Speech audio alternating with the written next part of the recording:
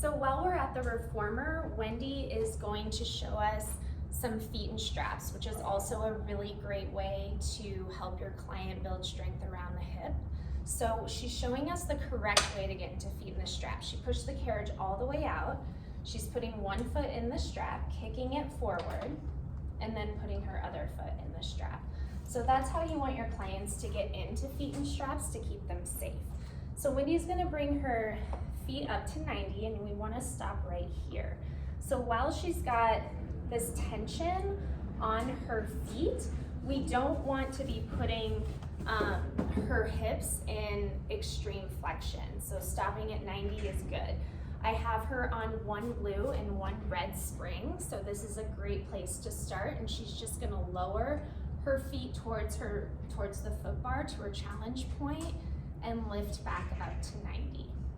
And again, she's using hamstrings, glutes, calves, and she's also using her abdominals to keep her pelvis stable and her tailbone anchored on the carriage. So again, just like with footwork, Wendy can do external rotation, so she can click her heels together, toes apart. She can internally rotate. She could come parallel and just keep her feet abducted a little bit. This is gonna help her, give her a little more challenge to keep her hips stable and not wobbling. We can also add the ball here. So while she's up, I'm gonna put this ball right between her knees again, and she's gonna, again, lower and lift, and now she's engaging those inner thighs.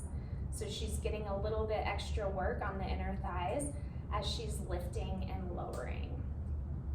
Something else that you can do here with your client is just some small rectangles. So Wendy's gonna abduct her legs just about shoulder distance apart.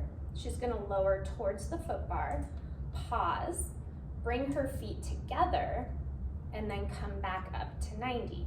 So we're not quite getting into circles yet, just rectangles. So this is sort of a step towards hip circles, and as she gets more comfortable and stronger and feels good about adding some range of motion, then we can really work on those big, wide leg circles.